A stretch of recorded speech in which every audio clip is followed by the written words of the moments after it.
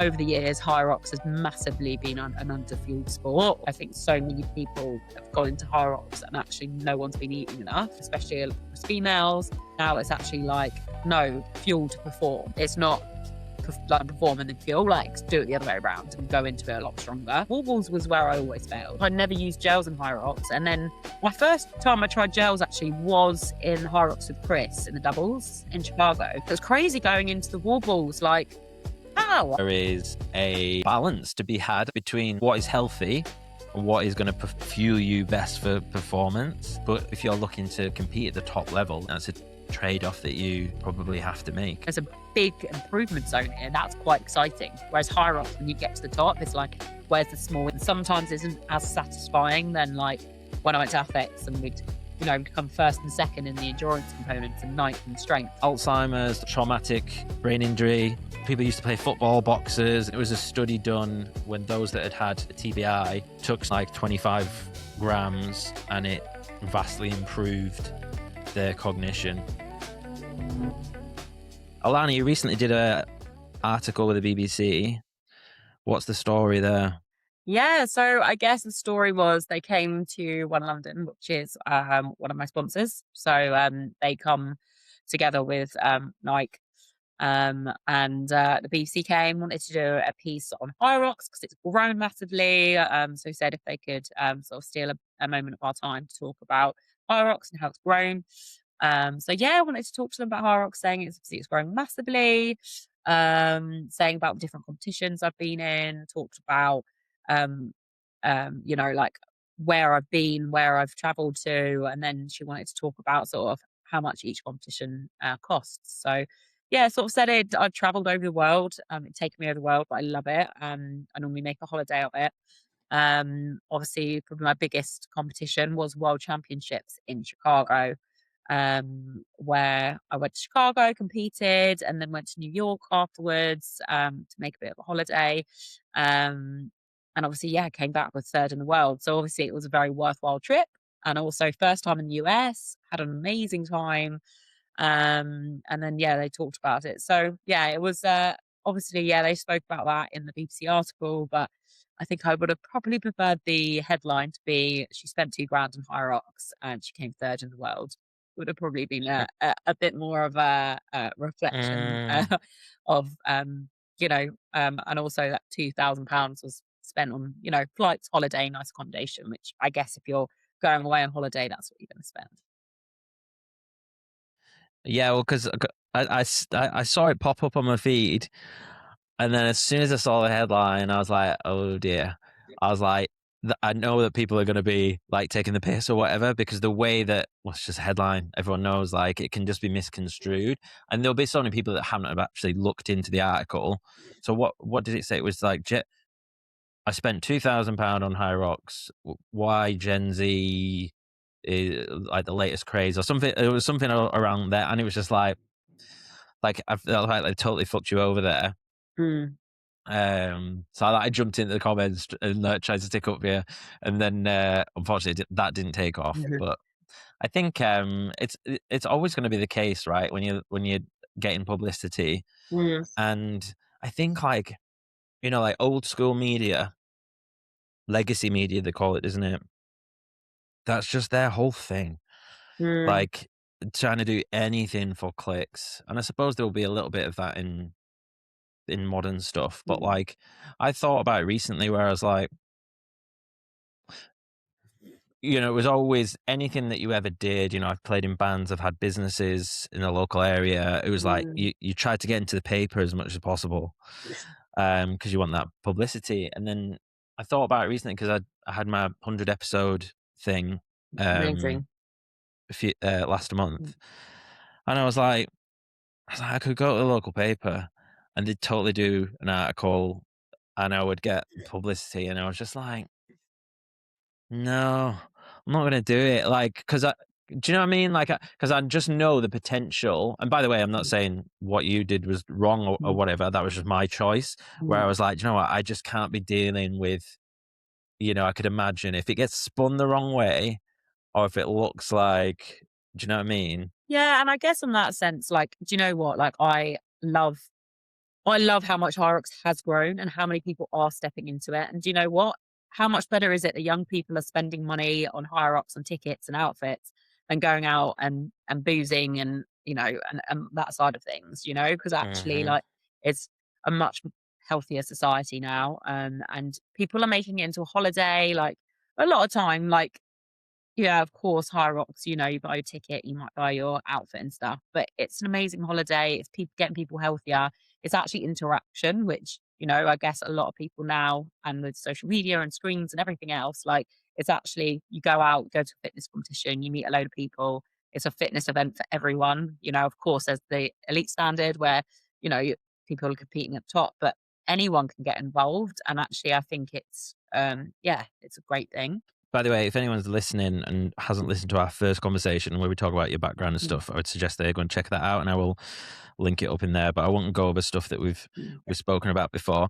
It will probably come across in this conversation. But yes. I'm like having a little bit of a wobble on HYROX at the moment. I've started doing a bit of CrossFit. Okay, interesting. Um, so this conversation isn't about me anyway. No, So no, but I do think a lot of OGs from HYROX who've done HYROX for quite some time. There's obviously a lot of new people joining HYROX now, and it's amazing mm, and people are building towards it. But I'm probably in the same, like, similar. Like, I'm still doing HYROX, but I'm actually more marathon focused right now, and it's quite nice to have a little bit of a different focus and a bit of a different transition because I think, you know, been doing it for years. Of course, I still love it, and of course, I'm still doing it. But I think I need to start putting into more sports to keep the love. Otherwise, it's just like, you know, HYROX is obviously super repetitive. If that's can be good, but sometimes in training, I'm like, I need a bit of a shake up.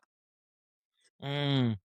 Okay, that's interesting. I didn't know that. Mm, So well, let's talk a little bit just about last year. So mm, recap. So mm. you got to Worlds with Yeah, Chris, was it? yeah. Um, third Third, yeah, yeah, mixed yeah, doubles, yeah.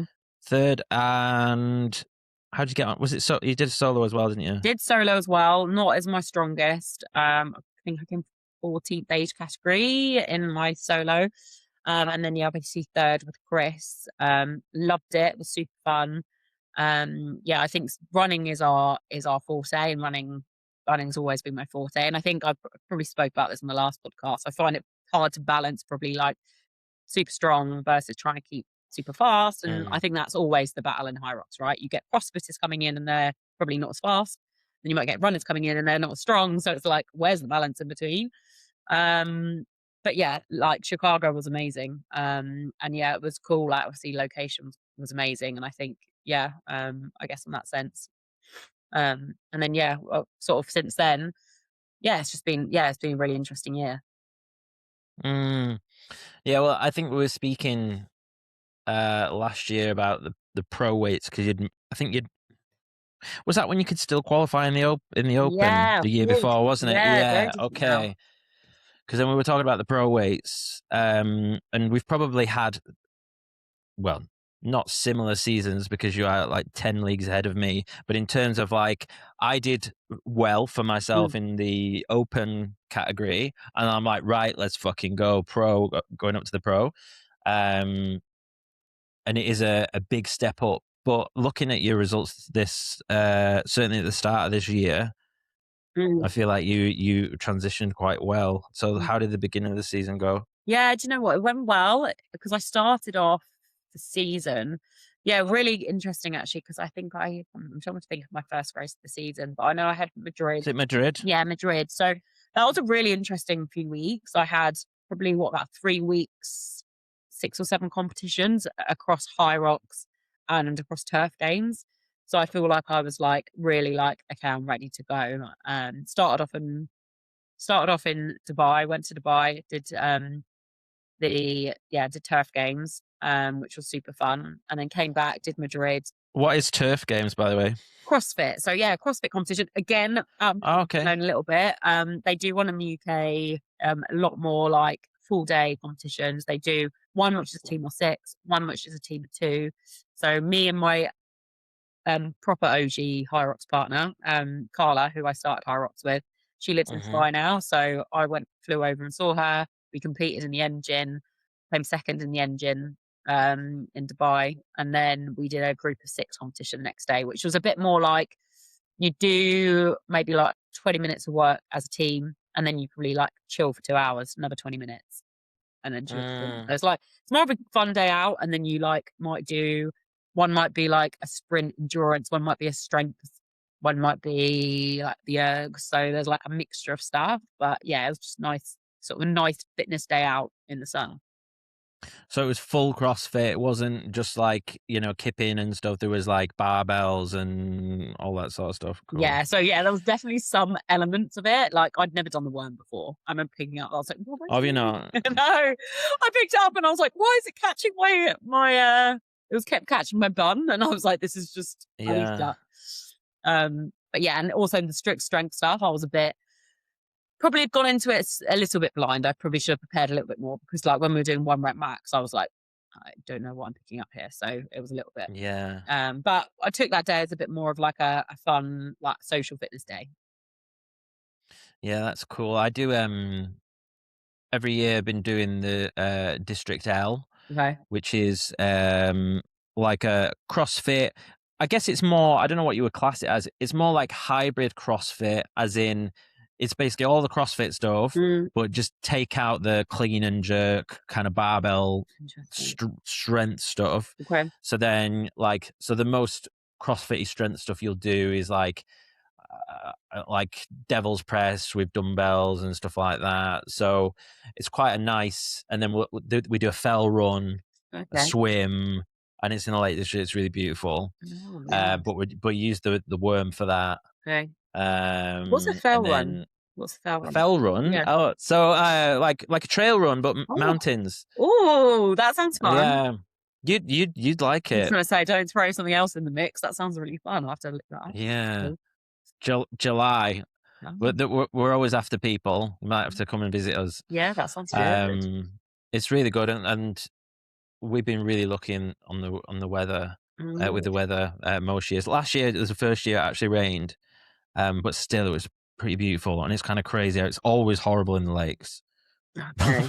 The tourist board will be hate me right now. It's always horrible in the lakes. But like, but when it's wet and horrible, it's hard to run in it. It's like, yeah, it's like super muddy. But yeah, so that's the only reason why I have a little bit of familiarity with the worm.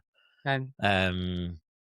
But I love that stuff. But it is a very different energy system, isn't it? Massively. I think probably tracks a little bit to doubles. Yeah. But yeah. Because actually I did sorry, just jumping a little bit, but I did the AthX games the first time last month. And it's the first time I felt DOMS in, I can't remember the last time I felt DOMS. Really? And I was like, I woke up the next day and I did it with my friend Susie. And I said, Susie, I can't tie my shoelaces. What's going on? It was just going straight into doing no strength. So then straight like one rep max on deadlift. So I was a bit like, oh God, like, yeah, definitely felt different. What's the setup at AthX? Remind me. So AthX, you do a strength component, and then you do a like erg and run. So then you've got one person on the row, one person running laps. That's the second one. And then the third one is like more of like hit and wrap, where you do like dual thrusters, box jumps, ski erg. So like we went into that like, let's go, have fun. Let's not put any pressure on ourselves, see how we get on. Knew that we were going to be good on the erg and the runs, because that's like our forte. Knew we were going to do sort of well on the sort of hit and wrap. And then we were like, let's just do damage control on the strength and, see what we can do. But like, we know that we aren't the strongest people out there.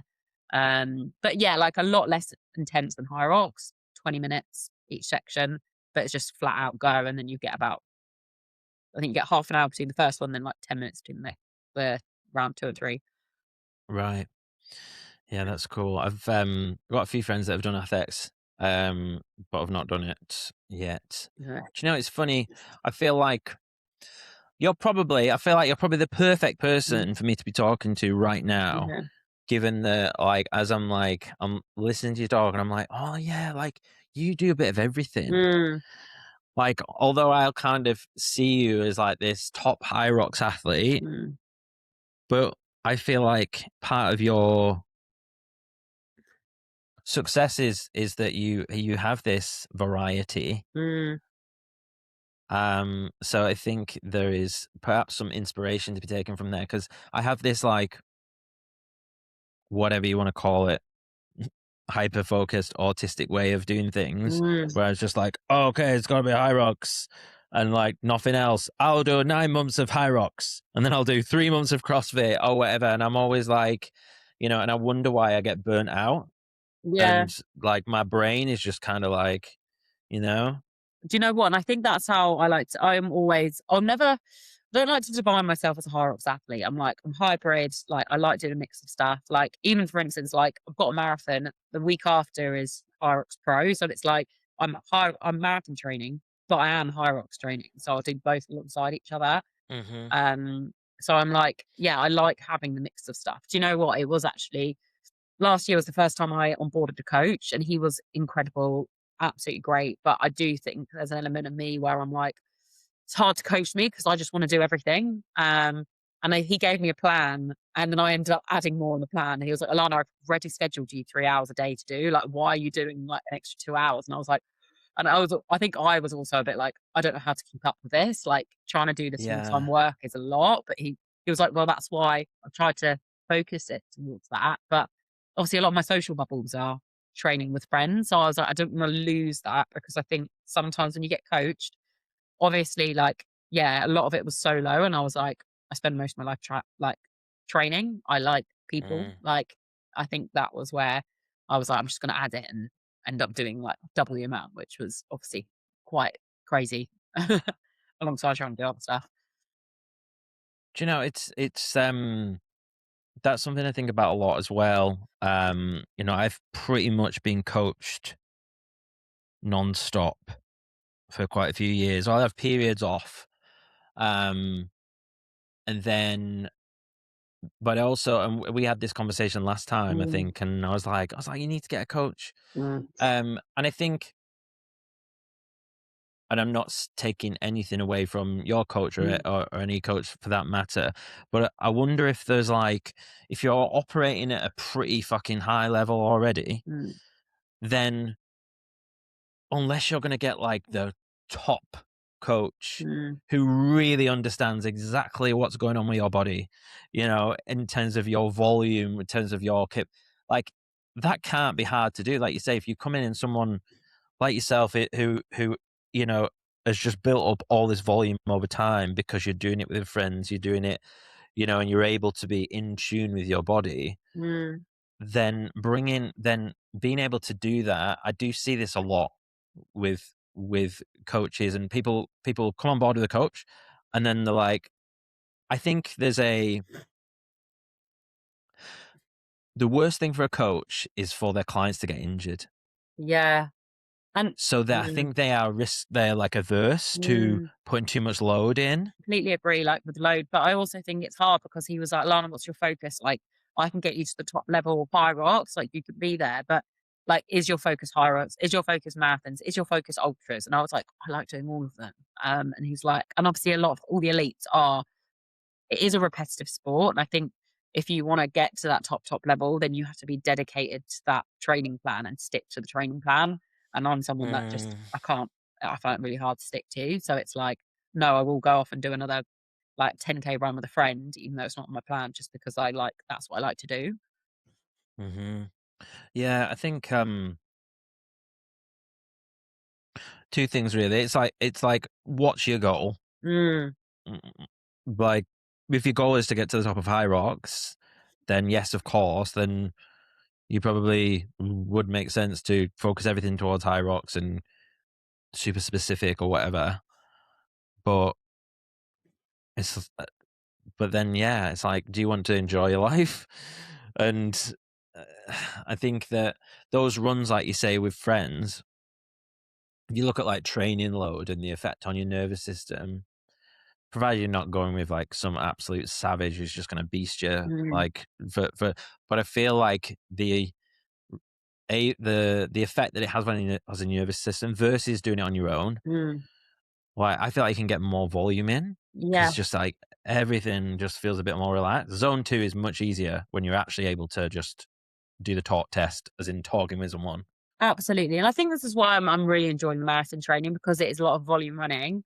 There is a lot of zone 2, you can do it, it's a social. And then the hard sessions are hard. And I like that. Like, I feel like now actually doing intervals, which I didn't before, I'm like, okay, yeah, I'm in my pain threshold. Like, I'm holding on. Like, Brighton can get very windy. We did a 30K along the seafront the other day, and it was like 27-mile-an-hour winds. And like trying to cut against that, I was probably about 10K, and I was like, oh God.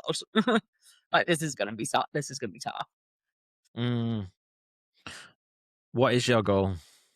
What, in terms of like overall, or? Yeah, I mean, because like what I just mentioned there, I was kind of like, I was feeling like I was getting a vibe that, you know, you want to enjoy your training rather than be the top in HYROX or marathon or whatever. But obviously, I would like you to answer. Yeah, of course. I guess for me, like with marathons, like obviously I wanna qualify for the 7 majors. I The definitely 7 majors. Yeah, 7 majors. Explain that to me. What's that mean? So basically you get good for time, for age.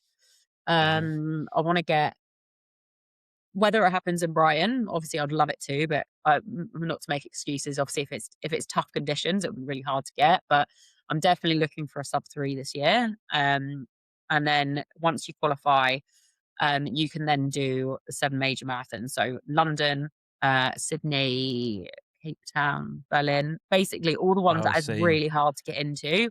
You qualify for good for age, and you just automatically, like, you can apply it and you get a space. Whereas, as you as many people know, like trying to get into London, like unless you're doing a charity space, is just like, even then is pretty impossible. Whereas like as soon as you get in for good time, you can do all the majors. Like, I love running and exploring countries, so what a better way to do it than to do a marathon and do it. And also I'm really enjoying the training. Like, I did do a marathon before, and I didn't do the training before. I was just HYROX training and then did the marathon, and loved it. And I think that was probably my favorite races I've ever done. Like, had no pain, just enjoyed it. It was a hot summer's day. Family came down, and now I'm like, the marathon training is good. Like, I love, once I get into that flow of like, I'm in like probably like yellow, like zone 4. I'm like, I actually do really like this. Also, fueling now is so different to how it was last year. So tell me, what's changed since we last spoke in your? Well, we can start there with fueling if you like. Yeah, so I guess fueling, I was definitely a protein heavy. Like, all my diet was like protein focused. Now I'm like always carb, like really high carbs all the time. Especially like with the running training, you know, like I definitely have my pizza Fridays for my 30Ks on Saturdays. Like, now using gels, like obviously, yeah, since we last spoke, I've been sponsored by Science and Sport and PhD, which has been really exciting. I think over the last year, I've had quite a few brands reach out to me, but I'm so careful about what I put in my body. I don't want to put. Oh, cis. Yeah, Science and Sport. Sorry, yeah. Cis. Okay, cool. I didn't know that. Which was really cool, because they invited me down to their lab. So I actually went and watched them and saw how all the products got made, which was really cool, because I think, yeah, like, I do probably have quite a sensitive gut, so I'm careful about what I put in it. And I think there's a lot of people are really scared of gels. Everyone's like, no, I'm not going to do a gel. I've never, but they're like, it's not going to work with my stomach. I'm going to end up going to the loo and blah, blah, blah. At the end of the day, it's just the same as any other muscle. You have to train it. Like, you couldn't go into a race and smash out 6 gels the first time. Like, I did my last marathon, I did 2 half gels, which I find crazy now that I'm now training. Yeah. So I'm like, how did I do a marathon on like 2 small like cis gels? And now, like, I think, what did I do on the weekend? I had an isotonic drink on my 34K. I had an isotonic drink, which is 60 grams of carbs, and then 3.5 beta fuels, which are double carbs. And that was on a 34. So like, in my head, like, I was speaking to one of the girls who's just done a marathon. She did 7 beta gels in the marathon, which is, yeah, it feels so different. And I can't remember who said it. It might be Nick Bear. He said, once you start fueling, you'll never go fasted again. And it's so true. Like, I used to do so many morning sessions fasted, and, you know, I know now that probably wasn't the best thing for the training, but I used to work well with that in the morning and then obviously fuel up in the day. But now, like, yeah, the fueling, it just feels crazy. Like that gel hits you and you're like, woof, I'm off again. This is great. Mm, yeah, there's people like to make fun of me because of the amount of gels that I would have. Like I mean, my last HYROX I did, I was like every 20 minutes. Yeah. But the PB, my Glasgow PB last year was almost every 15 minutes. I Wow. was Okay. Interesting. like, and people were like, and to be honest, I mean, I'm always like trying to maximize anyways, but I think it was probably Charlie that really kind of inspired me to Mm. do that, because we spoke a little bit about it. And he just said to me privately once, he was just like, "I don't understand why you would limit yourself." Yeah. Okay. Yeah. And it was just like, so if you can absorb, and there's definitely a kind of a bit of a debate that goes on, like, oh, you can't even use them. It's all neural. You're not actually getting it into your muscles.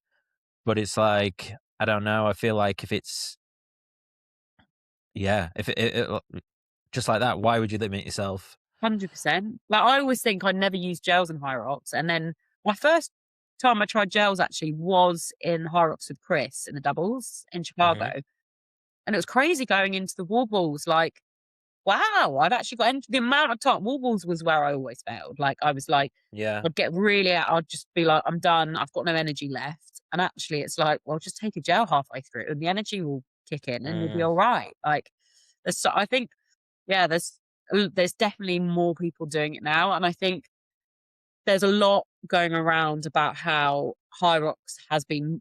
I think over the years, HYROX has massively been an underfueled sport. Like, I think so many mm, people have gone into HYROX and actually no one's been eating enough, like, especially as females.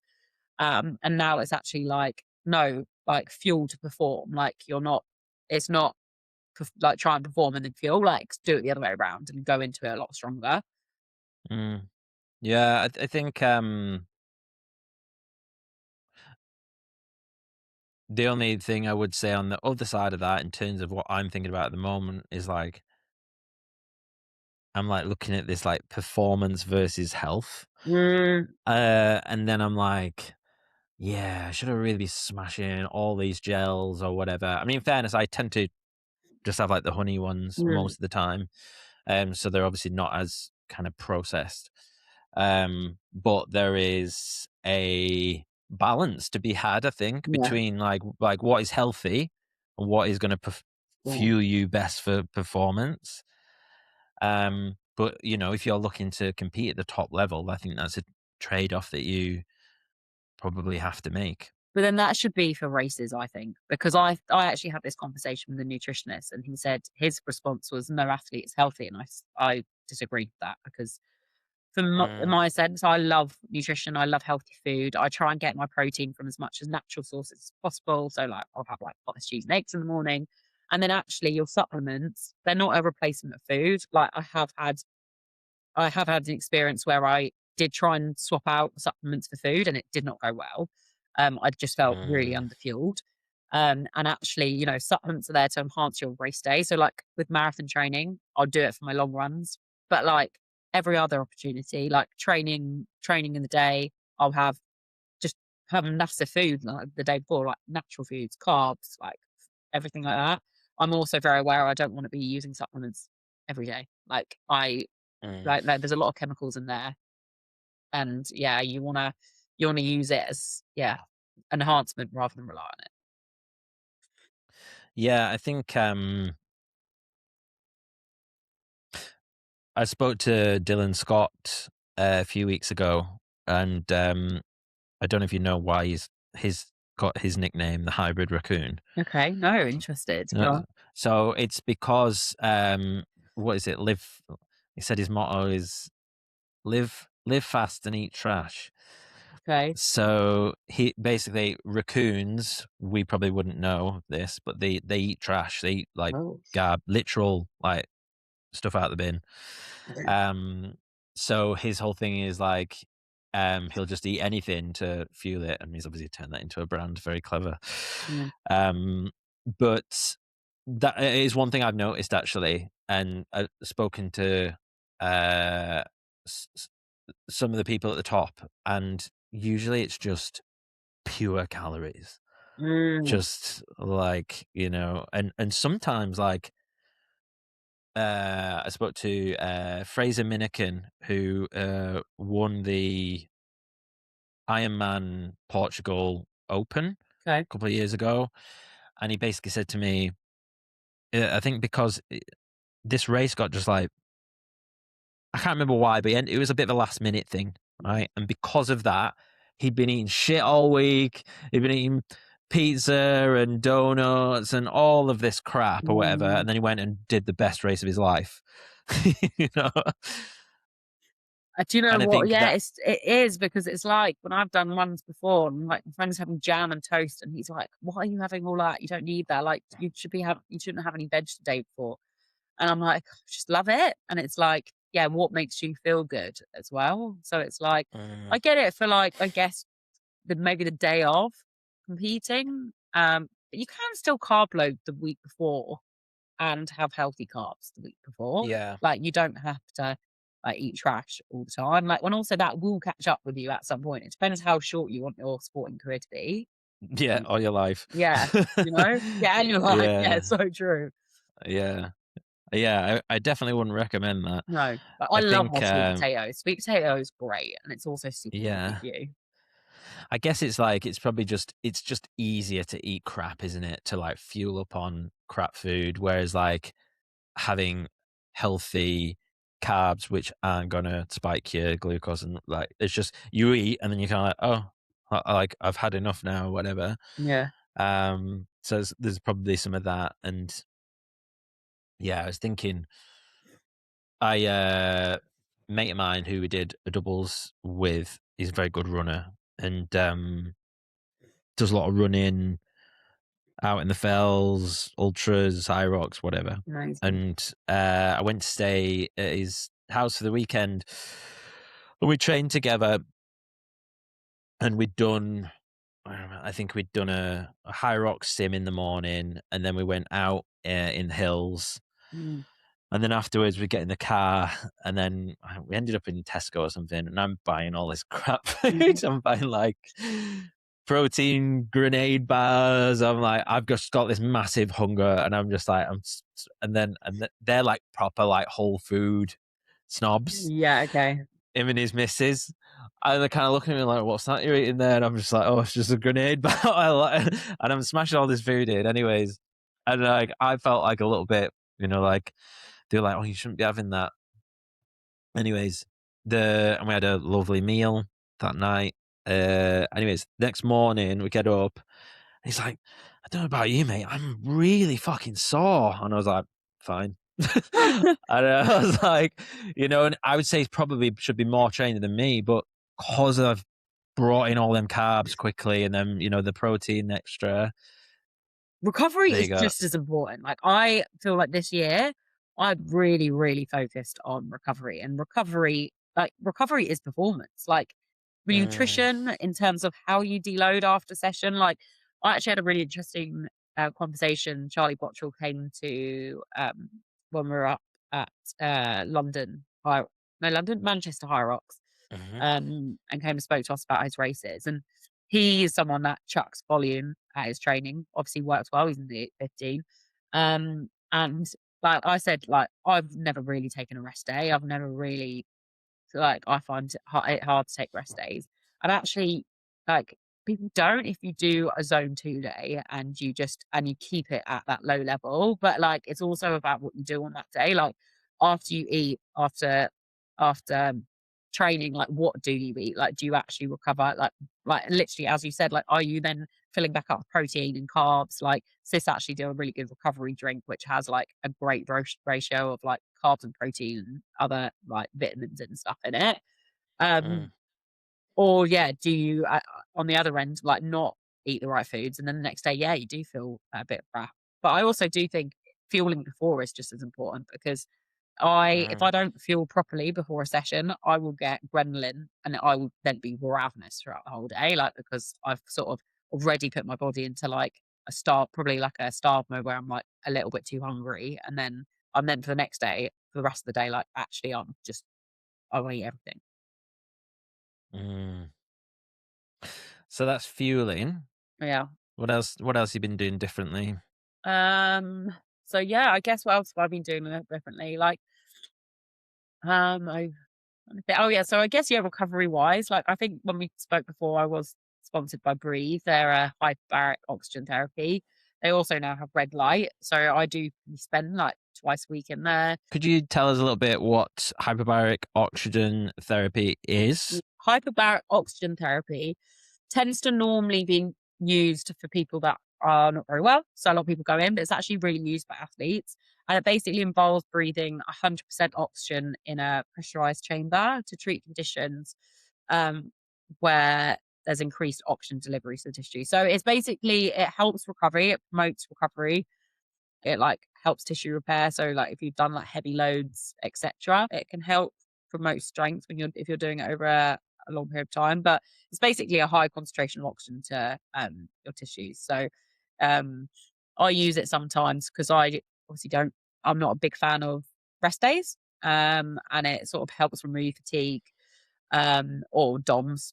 So you can have higher volume days, and also supports metabolic recovery. So yeah, there's lots of different things. I also think it's great because sometimes I'll go in the evening and it really helps with my sleep because it sort of winds you down. Oh, I'll take a book in there. What is amazing is you can't bring any digital devices in there. So um, uh, I always go in with a book, and then it's like a good time just to like switch off from the world. And then you come out and you're like, okay, I feel great. I used to always go in and sleep, and that used to be a really good sign that I needed to rest. Whereas yeah. now I always go in with a book and I'm like, oh my God, I've just read like 70, 80 pages. I never get this. I'm definitely someone that gets distracted quite easily. So it's quite nice, like being in there and being like super focused. Mm, yeah, that's cool. I wonder, and I would imagine there will be additional benefit, like not just what that is doing, but Yeah. also, like you just say, Mm, getting away from your phone, yeah. actually spending some time being mindful, or whatever, being present with the book or whatever. It's something I'm quite interested in. Um, Mm, I think we have got one round here, which has been mainly used for like cancer patients and stuff like that. yeah. Um, Very expensive. Yeah. Um, Do you know so what? Yeah, yeah. I guess from that side, like Breathe response down here, they're amazing. They actually, I think they sort of, yeah, they keep it at a sort of a less expensive price. Like the guy that runs it, it's two guys called Matt and Joe, and Matt had Crohn's disease, and he's really passionate about helping people. And he actually has he sort of cured himself almost, doesn't have any more, and it's because he used hyperbaric all the time. So they are two lovely guys, and they're all about helping people. So I was like their first sponsored athlete, and now they're like looking obviously the sports side of it. But obviously a lot of people that come in are like, yeah, cancer patients or people with illnesses or people that can't walk, and then they come in and it's like promoting their recovery from that side. But Wow. yeah, It sounds so interesting. Okay, so hyperbaric oxygen therapy. They've got HBOT, isn't it? That's like it's the not. um what else you been doing? Yeah, well, that another part of that is their red light as well. So that's something quite new. Red light Hmm. therapy. I do that either in sauna at my gym at Zone 4. So they've got red light saunas, sauna and ice baths. And then also hyperbaric, Breathe also have the red light beds, which is Hmm. great because the red light bed, if you go in before hyperbaric, it actually accelerates muscle recovery even more so when you get into the oxygen chamber. Wow, okay. Something about, is it the red light penetrates through the skin or something like that? I don't know. Can you tell me what Yeah, the red light does? so basically, red light increases ATP production for cellular repair and reduces soreness, and then hyperbaric improves oxygen delivery to tissues for faster injury healing. So, like, basically Okay. layer them together, or do red Yeah. light first, it then like basically enhances the hyperbaric, which is amazing. So you do like 15 minutes in the red light, and then you'll do like an hour in the oxygen chamber, and then yeah, like it's a almost like a great recovery package in that sense. Very cool. No. Anything else? What about have you looked at like lactate? Oh, did Anything it? like Yes, so I that? did actually so later on in the summer in August was when I went to Nike trials and then became part of the Nike and Beta Cool crew, which was super cool. And then as part of sort of our initiation into the team, we did our VO2 max and our lactate thresholds. And that was really interesting to do. Because yeah, it definitely allows you to like look at your training, where you're good and where you're bad. Like for me, like I could probably sit in zone 2 all day long and like that wouldn't fatigue me. But like in terms of staying in like 90% threshold, I find really difficult. So like my lactate wasn't as great. Like I think sometimes, and I can definitely see it when I've done stuff in the past, I almost like touch 90% and I'm like, oh, that's a bit much, and I'll come back down to 80 and then I can So that's zone 4. yeah, zone 4, sorry. Yeah, so when I Yeah. get to I can't stay in zone 5 for too long, and I think that's why wall balls has never been my forte, because wall balls does get me to zone 5. Yeah. Like, that's Well, I where think I'm that like, "Oh!" yeah, I think everyone's in zone 5 at that point, isn't Yeah, it? Yeah. I looked into that was that really made a difference actually when I started kind of looking at I mean, I didn't actually get my lactate numbers done, but I sort of made a estimation of what I thought it might be. And interesting. I would kind of race my pace, use the pacing of my race to kind of make sure I wasn't tipping over. Mm. Um, but yeah, always wall balls. Like, cause I'll have like an alert on my watch and it's going, beep, beep, beep, beep, beep, beep, beep, beep. Yeah, honestly, like, it's like when I'm in the gym and, like, I'll go in and, like, I think they all have that thing, like, "Oh, Alana finds it really hard to get to zone 5," and, like, a lot of people, because gym I go to is actually called zone 4, so it's actually all based around your zone matches, which is really cool. Okay. So everyone has a my zone, and then like it'll all be on the board of all the different colours, and then you might have a specific zone 4 class where you've got to stay in zone 4 as much as you can. But I actually really struggled to stay in it all the time, because I think probably one thing is like the volume I do, like I can't just be in zone 5 all the time. Like there's definitely days where I'm like, I just can't get there and it's a struggle. But stick me wall balls. It takes me to 60 wall balls to then get to zone 5, and then I'm like, okay, now I'm starting to ramp it up. But anything before that, if I do short, snappy wall balls, I'm like, I'm going to be sitting, yeah, zone 3, zone 4. Mm. Is that your toughest station wall balls? Yeah, I would say so. Yeah, Or we like obviously it's always kind of going to be your toughest, isn't it? But like, is it your weakest or is it just yeah, my weakest. I think, definitely your yeah, weakest? Okay. definitely my weakest. I think I used to think it was sled pull, but Madrid, it was strange. I actually loved it in Madrid so much. My friend was watching me and she said, I've never seen you smile so much on sled pull. I was like, this is great. Weird, Mm. but yeah. That was obviously was pro as well, wasn't it? Yeah. Um, yeah, sled pull destroyed me at London. Yeah. And I'm fairly certain it had a part to play in me getting injured later on in the No. race, Okay. like just overloading the hamstrings.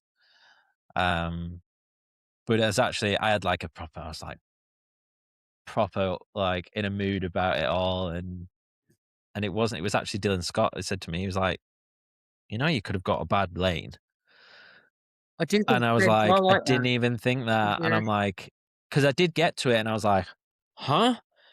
And I'm like, I know obviously it can be a bit like that, can't it? The pro, Yeah. but it was like, it really didn't fucking move. It was like, wow. Well, did you see the uproar after Worlds in Chicago in terms of Of course. yeah, Yeah. that was Yeah. like, because Did you get a bad lane? not in my singles. My Uh, singles, I was like, oh my God, they're amazing. And then me and Chris, when we did it, we were actually first until we got to the sleds. And then we went from first to 8th. on the Oh, no sleds. And way. we like it was actually the first time, not we'd argued, but I was like, "You pull it, no, you pull it." And then like it was like, bear in mind we obviously we only met each other a few times. It was like, oh God, it was like we've never had that before. And then obviously we had to catch up on the runs. Our runs. I think we actually had we had the overall fastest run splits of the double. Yeah. So yeah, probably going from 8th to 3rd was where we got up. But we couldn't move the sled. It was so annoying. But obviously I know loads of people have that. So but yeah, just not ideal, you know, with HYROX, I guess. Like can be a simple thing to fix, but you know, I guess they are growing massively and they've got so many things to keep up with. Yeah. So would you say sled pull would be then your most improved? Most improved, yeah, for sure.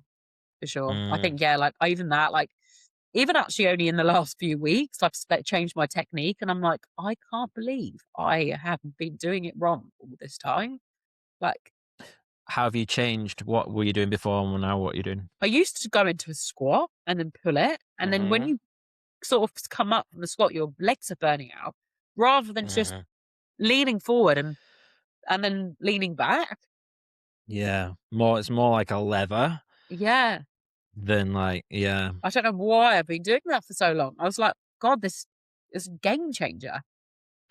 Do you have the rope in between your legs or off to the side? Off to the side. Yeah.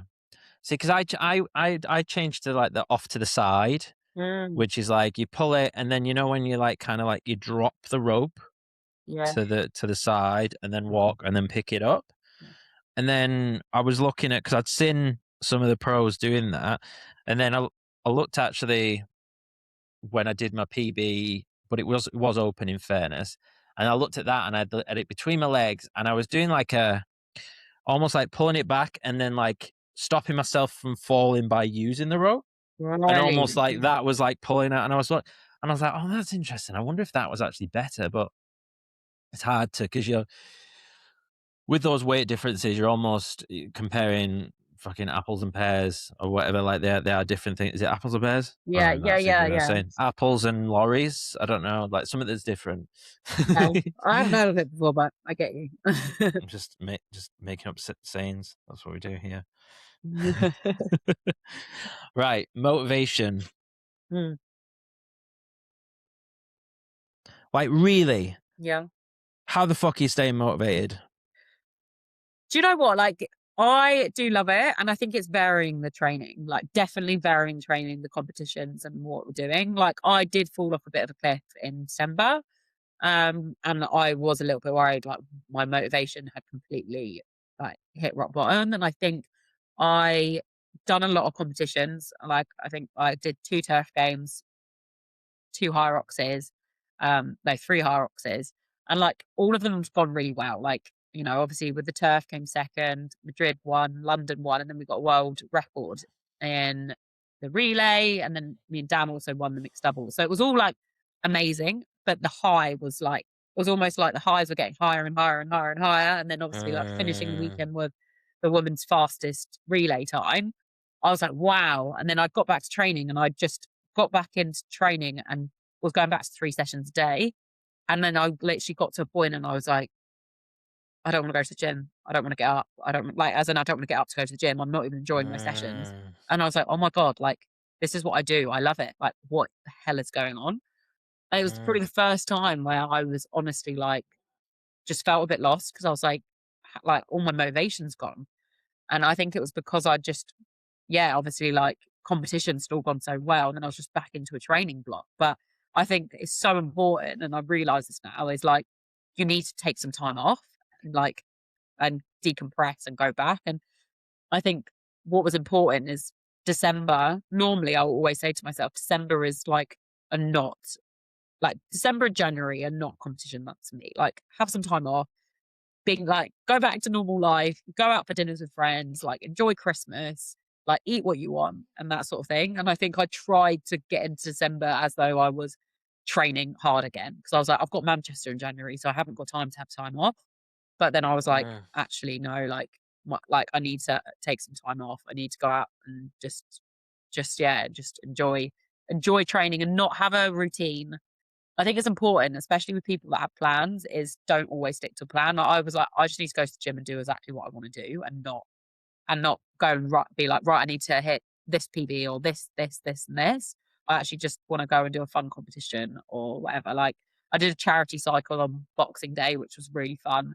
But again, it was just like, there's no performance goals. It's just like, do the distance, have fun, and enjoy like being out and about. But I think, yeah, motivation is, yeah, you also allow yourself to have dips, and know that you will come out the other side. But sometimes you need to change your stimulus to get that motivation back. Like, stop doing the same thing, like change it, and then try and do something else. Like, whether it's change competition, or it's take some time off, or it's change your training. Like, there's three different things, but change something, I think, is key to keeping motivation high. Mm, yeah, and I mean, yeah, I was thinking then because I have I've got still got Glasgow booked, which is what, like 2 weeks, 3 weeks, something like More that. amazing. And I'm like, to be fair, like, so it was nearly 12 months ago that I did my open PB at Glasgow, and then I'm like, right, 12 months, let's fucking go. I'm going to be doing pro. I want to qualify for Worlds, and it's just been a long time. And then I've got to January, December, bit of illness, bit of injury and stuff, and then all of a sudden just been like, I don't know what the fuck I'm doing. And I do think, like, last night I did like a CrossFit class, and it's not really my thing. I can do a little bit of it. And it was interesting because it's like this big old chipper wad, and there's like the pull-ups and stuff where I feel like a bit of a bell end because I'm kind of doing for a bit or whatever. It's not really my thing. And then I'm like having to scale different movements, and then we'll come to the wall balls, and then I'm like, oh, I'm like I'm actually better than these guys who are absolute beasts on the CrossFit stuff. And I'm like, Mm, okay. And then we get onto the row, and then like I'm like, again, on the row really good, on the ski really good. And I guess like it's nice, and what I'm taking from what you were saying about like that mixing it up, it's like I've got that mix there of, okay, a bit of different stimulus, bit of like feeling like I'm being challenged, yeah, but also like I come to a station that I know really well, and that actually gives me confidence where I go, oh yeah, I'm quite good at this. 100%. Like, why am I like losing confidence around HYROX? So I think I've still not decided on whether I'm going to keep my Glasgow ticket or whether to not do it. Okay. Um, but I do feel like, having speaking to you, and obviously you going through a similar Mm, sort of thing. yeah. I think mixing it up has got to be key, and kind of, I don't know. An identity is wrapped up in here as well, isn't there? Oh god, yeah, Yeah. absolutely. Like, and the thing is, I think now, like, I did Manchester HYROX in January, and I've never competed in January before, and I know I can't. I not can't. I know I don't like to, because Hmm. I want to relax in December, and that's probably part of me why I couldn't fully relax. So I was like, we're going up as a night team, we're competing in Manchester, like, obviously, like, pressure's high, want to do well. But I also just know my body's not in the best shape. Like, I've hit my peak in December. I'll hit my peak again in March. Like, it's sort of the same process. But having done that, and now being like, okay, I've got a marathon focus. I'm now focused for marathon, and I know as soon as I come out of the marathon, I'll be like, oh, I'm excited for HYROX again, because I've changed something for a period, and then I'll be excited to do it again. But I think Mm, HYROX, in a way, hasn't really got an off season. Like, you have Worlds in June, but they start again like so early on. So you you have to be disciplined yourself. Like, I think everyone has to be disciplined themselves to being like, I know what my year looks like, and I know this is a good time for me to compete. So I'm going to put something in there, and I'm not going to do it. Like, I wouldn't compete in January again, because also, like, I'd had a lot of learning from January competition, but at the same time, like, I went into that probably with a negative mindset, and the fact that this isn't my race. It's not going to be my race. So it's like, y- sometimes working it into your schedule to when you think it's gonna be good. It's like rest days sometimes, in terms of people being like, yeah. "These are my threshold days. These are the days I'm gonna do zone 2." It's like, base it on you, not in terms of what people give you or what people think you should do. Periodization, isn't it? Absolutely. Yeah, and it's been a funny year for me as well, because normally, actually, this is like my perfect time. Yeah. So, and I think maybe because December, December's gone by recently, like, are usually quite boring. No. Like, so like, oh, I've not done much, I've spent a lot of time reflecting, meditating, whatever. Like, often I've done a lot of that. This Amazing. December was the first time I'd done a HYROX, Okay. because I'd done London. I went to Stockholm, did HYROX there. Ooh. I did loads of stuff in December, and it Okay. was awesome. I fucking loved it. But again, but it's obviously changed the makeup of my year. And, who knows, maybe I might not have got sick Yeah. at the start of the year had I not had such a busy December. And then I would have gone on to Manchester, and then would have gone on to Glasgow, and maybe it would have been completely different. But But I don't probably know. after Glasgow last year, you would have had some time probably afterwards where you'll be like, okay, I'm not going to race for a little bit and then I'll go again. Whereas what you might have done is Yes. December and now you're like too early in your, like, I'm going to Yeah. compete again. It's like, that was like January for me. Like December's my off period. I'll peak again in March. I competed in January and then I was like, why am I not at my top performance? And I was like, because I know how I work and how I like to perform. So I guess, Mm, sometimes understanding that. yeah, definitely. Yeah. Mm. Are you taking creatine at the moment? I am now. It's taken me so long, and do you know what? It's only She's on the recent. white powder. I'm on the white powder. What the hell? You know what? Only really recently again. So I was like, I think I had to have it in different form. I now have it as it's like a pink lemonade drink. It's quite nice actually. Oh. But like yeah, different. I think also when I did AthX, I really like the strength component. Don't get me wrong, I'm a cardio bunny. I love running. But like going to AthX and being like, oh, like there's a good strength here. And then I did a strength session last week, like proper first one, like with Susie. And I was like squatting double my weight. And I was like, I actually think I could be all right at this if I actually just put a bit more effort in. But creatine, I don't know whether this is placebo or not, but I was like, damn, like, don't know whether it's going to be more strength or Yeah, it's well, they say, isn't it? I think, and context for anyone listening. The last time we spoke, I don't think you'd taken it before, no. and I was like, feel like you should take it. But it's like the most widely thingied supplement at the moment. Sorry, in the last like whatever 20 years or something. Yeah. Seems to be no downsides apparently to taking quite a lot of it. Yeah. The only thing is, so I took so I get the Crea Pure, Yeah. which is Yeah. like the most like Most pure. yeah, and but I'm also like, I've been like messing around with high dose, so like 20 to 25 grams a day. What? Is Yeah, that I so only have 3. Is that 3, grams? yeah, you can have more than that. S- Damn, So interesting. okay, the so it was 3 grams a day for ages, Yeah. was what people were saying. Or way back when it was like, oh, you've got to load it, you've got to load it. But now basically how I understand it is, I mean, you're going to be quite light, are you? Or like Mm. 60, 65 kilos, 70? Lower. Yeah, like Lower. I've yeah. never met you in real life, so I don't know how tall you are. I'm So, quite small. I'm 5'2". uh, yeah. So yeah, so 3's probably like fairly like for like an average guy, I think it should be about 5. So like, Right. like 80 kilos, something like that. But how I understand it is basically around that 3 to 5 mark is going to be enough for your muscles. Okay.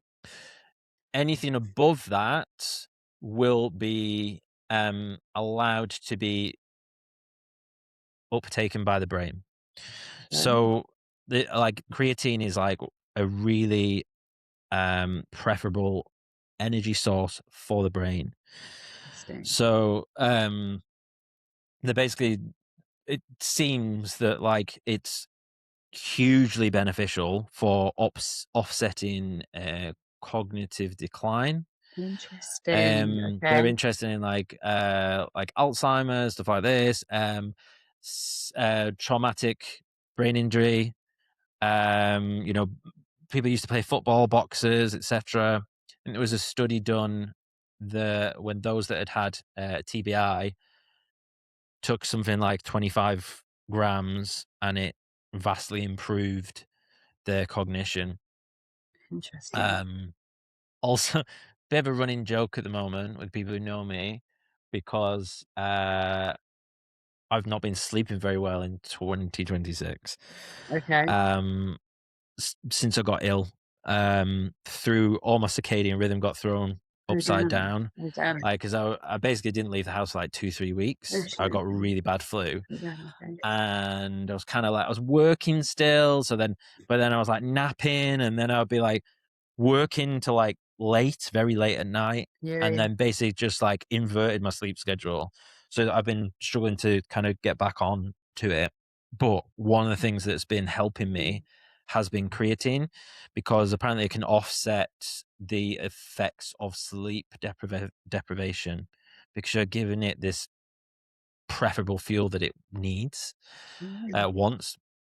The body creates creatine naturally as well, and we get it from food and stuff. I believe that's true. Yeah. Am I Yeah. Yeah. talking But swimming shit there? amounts. Yeah. Yeah. Swimming. I know we get it from food, and but yeah, it's pretty impressive. But big but, you then become reliant on it and go, oh, it's okay if I don't get much sleep. I'll just smash in a load of creatine in the morning, Do right? So you take magnesium?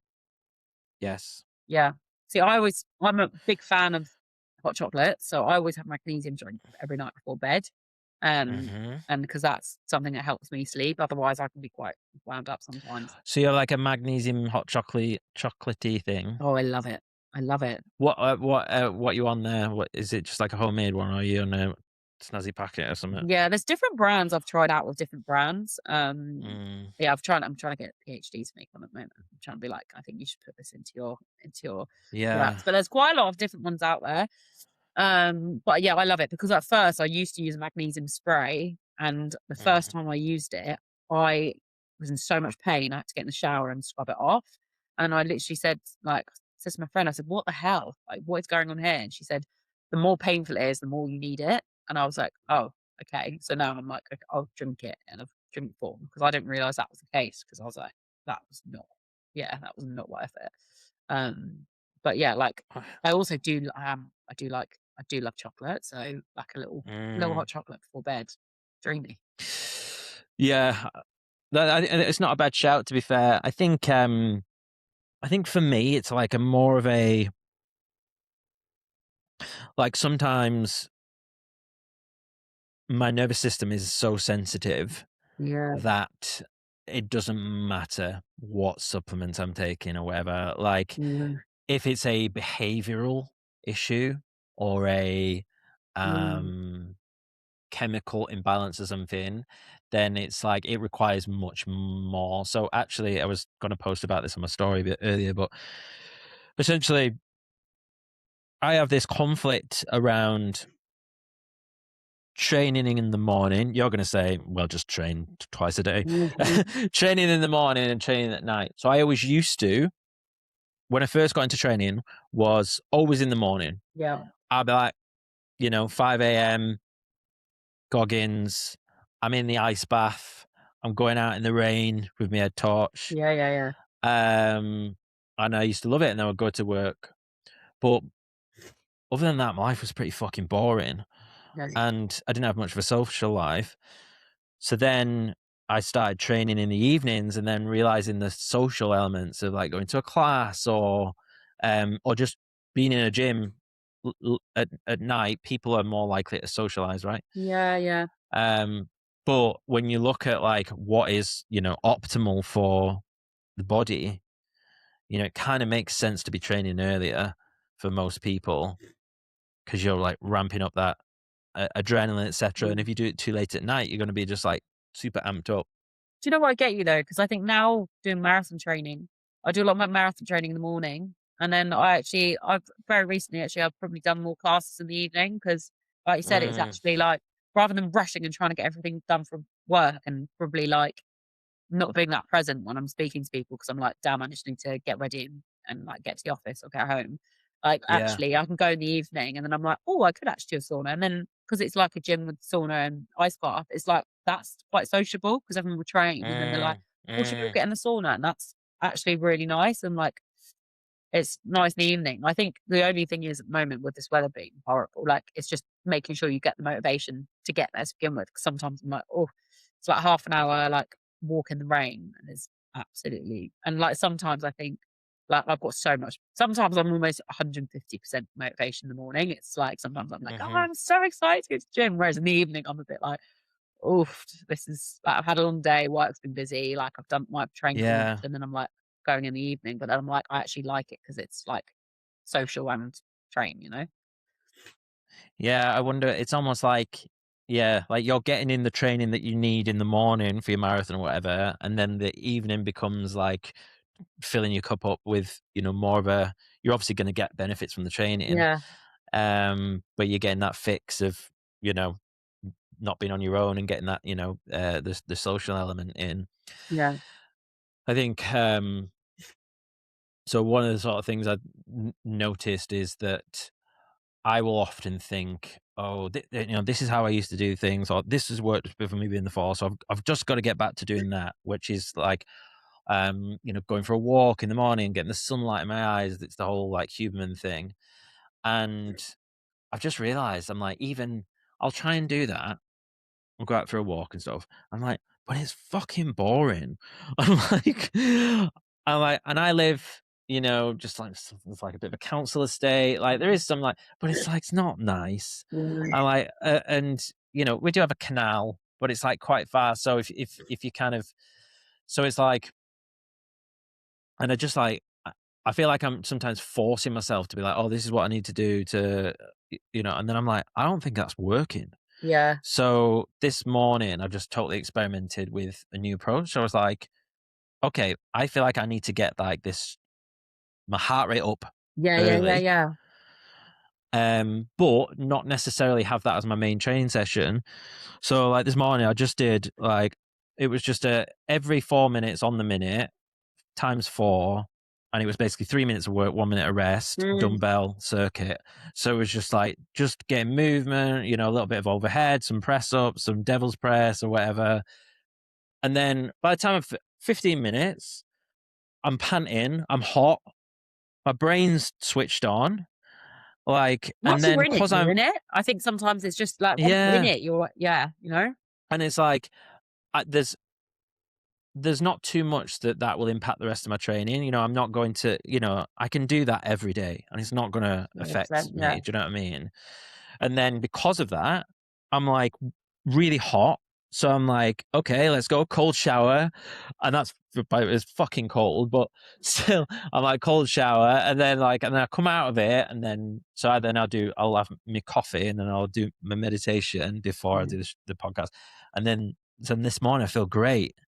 I feel so much better than I have done in the past, like getting that mix of contrast of the hot and the cold and stuff. And kind of works for me.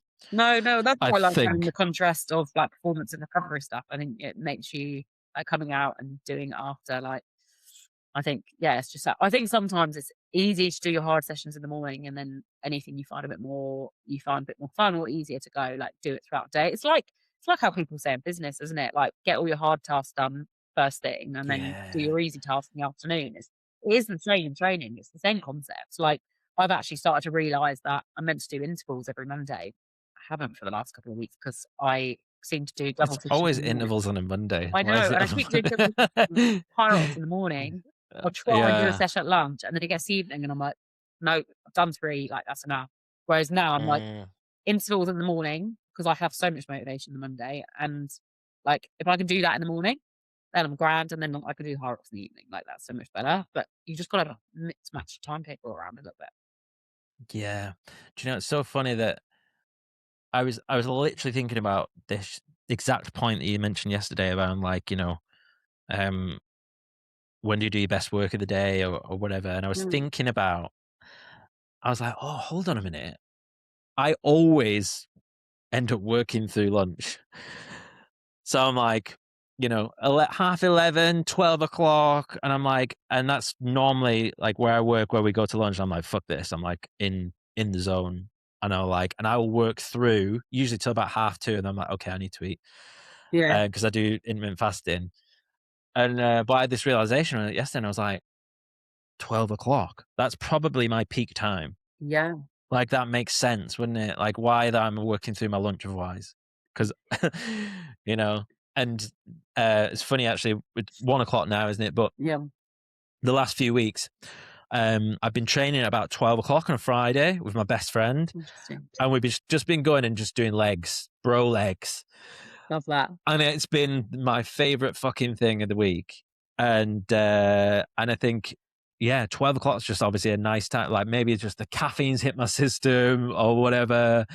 And like, I don't know, I just tend to be able to go harder. So I think, yeah, finding that perfect time It is, because even and in work, knowing it. my best time in like work in terms of outside of fitness is 10 o'clock in the morning because I've done my fitness. I've then settled into Mm, work, and then like that's from 10 till like lunch is probably going to be my like peak. Let's get like the hard stuff done because like I'm in like mm, let's just like I'm in that rolling mode of like yeah like adrenaline's high, everything's great. yeah, yeah. Until you crash after lunch. Yeah, it gets about 3, 4, and I'm like, okay, where's my easier tasks? I was gonna say, yeah, but do you ever crash? I feel like you're always on the go, Yeah, do doing you know a what? marathon on your lunch or something. Yeah, exactly. I've signed up to a proper beast of an ultra later on in the year, so I'm excited for that. Oh, nice. Okay, let's talk about the rest of the year. And I know, by the way, apologies, I keep putting you into this HYROX thing, talk about HYROX, and I know you want to talk about marathons. No, no, no, grand. Um, so tell me, what's the rest of the year look like? What have you got booked in? So actually, really interesting. So yeah, obviously I've got a half marathon next weekend in Brighton, so home soil. And then I've got the Brighton Marathon beginning of April. And then after that, it's HYROX Malaga. So that's gonna be fun. Again, there's a few of us going over, so it'll be like good practice before Worlds, but also like nice girls' weekends. And then I've actually got the Red On Backyard Ultra in May, so I'm doing another backyard, which will be fun. Different one. I think it's a little bit military, more focused. I think some people Is that wear in Liverpool or Cheltenham. I want to say Cheltenham. I think some of the Cheltenham? guys wear weighted vests. I think so. I think it's quite military based. I think it's quite a hardcore one, which I quite like. Yeah, well, because Gary McNamara, he's been on the show. He runs Red On, Yeah. and he's ex-military, so So does he? Yeah, because that's what I've heard it is. So yeah, I think it is quite a savage one, which I've heard. So I'm a bit excited to give it a go. that'll be fun. Do you know what? Chelt. It'll be good practice because yeah, obviously I've got Worlds in June, but I'm also doing a HYROX Ultra attempt in end of June. HYROX Ultra. HYROX Ultra. So I'm doing it as Was a that when sprint, it's like 10 times 10 the to 1 every 4. stations? So I'm doing it Is at that my right? gym. Yeah, yeah, I'm doing it at my gym at Zone 4. They're making it into a bit of an event day. And then yeah, it's 10 times every station. So 80K worth of running, 1,000 on the ski erg, 1,000 on the row. It's been attempted, but they broke at Wobbles. And I just love breaking the status quo and seeing like, and also sometimes I think being a female in this space, like I just like to be like, we can do it. You're Bit a around. savage. Yeah, I That think sounds also I that like to be sounds savage. fucking rough. Yeah. When are you It's doing gonna be that? fun. It's gonna be fun. I'm doing it at Zone 4 in Hove. And also there's a lot of the members and like people from the night team that will come down and they're gonna join at different parts. So I've got different people running with me at each like 10K. I'll have people joining the sleds. Like it'll be quite a fun day. So yeah, that'll be and I've got an ultra in Wales in July. So like the transition from Worlds peak fitness to then doing the HYROX Ultra to then doing like a ultra in July, and then I've got a big ultra in October. So I feel like it's like the race calendar is quite different, but it's sort of all ties in well to be like that gets ready. That's sort of helping me do that. That's helping me do that. That's helping me do that, etc. That sounds cool. Yeah. You've got a lot on then. Yeah. So yeah, it's exciting. And then yeah, throwing in a Spartan for good measure in September, which would be fun. Nice. Um Okay. so yeah, And so do you think like you're kind of do you have an off season? So yeah, Or I'd is say that like December? Like, December time, end of the yeah. year, like December, January, like I said, compete in January again. Like, yeah, obviously, yeah, I think obviously the end of the year after Worlds, I'll be a lot ultra focused because in October I'm doing South Africa Ultra, which is 330K in 5 days. So I want to make sure like prepped and ready for that. Obviously, it's gonna be amazing. It's gonna be beautiful. Um, so yeah, I want to like just get the legs. I think all the marathon. The thing is, I think the marathon's helping me do that. Like it does all tie in a sense. So you got a new doubles partner, Daniel. Yes. So because I spoke to Chris, and because I noticed he quit HYROX. Yes, he has. What do you think about that? What's happened with Chris? Yeah, it's such a shame, like we were a really good partnership, like we were a great doubles partner. But he wants to go more into CrossFit. So he said he needed to bulk a bit. So he was like, I don't think I'm gonna be quite as fast anymore. So he was like, so pulled out. But yeah, it was a shame because I definitely think we were a good fast duo. Obviously, yeah, now I'm racing with Dan. Yeah, he's super fast, super quick. So yeah, just different, I guess. I guess how everyone is focused. HYROX isn't everyone's focus, and I think sometimes that's okay to step away if you think, I think he said he wanted to go elite into it. So definitely, Mm. yeah, think if that's where he wants to go, and he's obviously amazing at it. So doing doing well to sort of pursue that. Yeah, he's a bit of a beast, isn't he? I Yeah. think, yeah, boys like to be big and strong, don't they? Yeah, absolutely. And I think I've been watching some of his stories recently, and I definitely think I'm not sure how much, but some of his snatches, I'm like, Yeah, it's insane. And do you know, like, it's another part of like me thinking about like trying to like reassess all this high rock stuff and that. It's because I'll go through, I'll have a bit of s- usually summer. I will take a little bit off time off yeah, running, or like have that as my off season, try and get a bit stronger and stuff. That's usually when I do the CrossFit stuff. And then I'm like, oh, bit of muscle.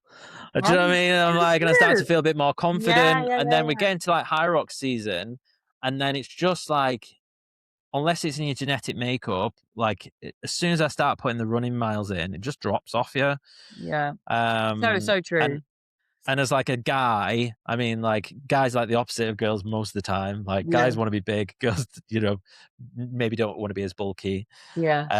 So there is that, and I do see like there is that pull to like Mm, get into the more strengthy stuff, but I think yeah.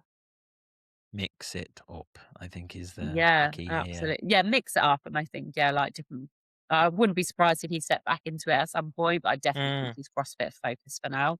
Um, Especially when when you're doing really well in the sport.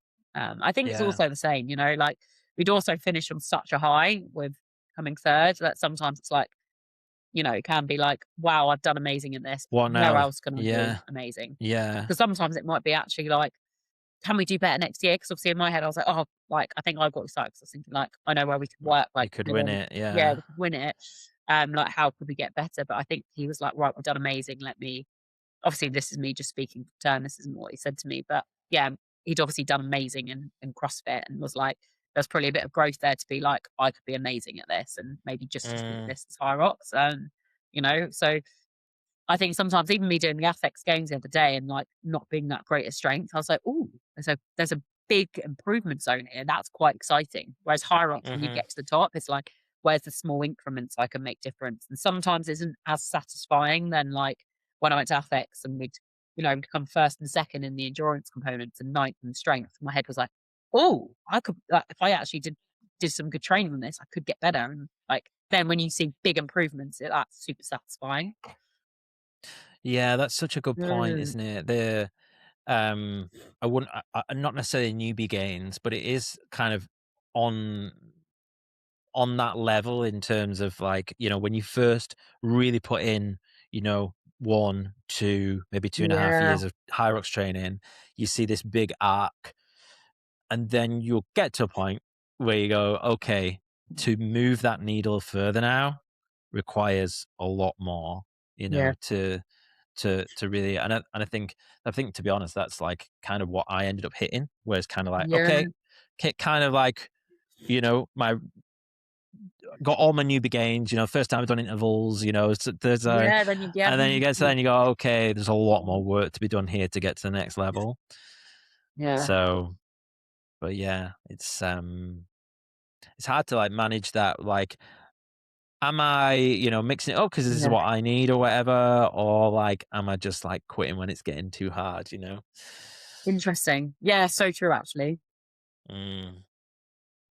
Yeah. All right. Well, this is thank you. No, no. Thanks for having me on. Always Thanks lovely for to coming chat. back on. It's been really fun catching up with you. Yeah. Is there anything you want to speak about before we finish up? Anything we've not covered? No, I don't think so. That was, yeah, it was Mhm. super interesting. All right.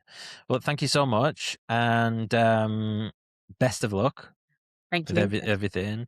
I'm sure we will meet at one of these events We will. sometime. Absolutely. We've got to meet, coffee, smoothie, whatever. So yeah. Do you know what? I think I feel like I need to come to an event and not race, and just like network and see people, all these people that I've met on the podcast and stuff, because I'll go if I'm racing and like my social battery is just like, Do you know what? That was one thing when I did Nike, when I did it in London and we did it with Nike mm, in XL. It was the first time I'd raced and then spent the whole weekend like watching everyone and actually networking, because we were up there from mm, Thursday till Sunday. Whereas normally I'll race and go, or race and watch a few people and then go. Whereas it was like, yeah. it was a bit weird going in on like Saturday and I was like, I'm not racing at all today, but I'm spending the whole day out here. It feels a bit strange.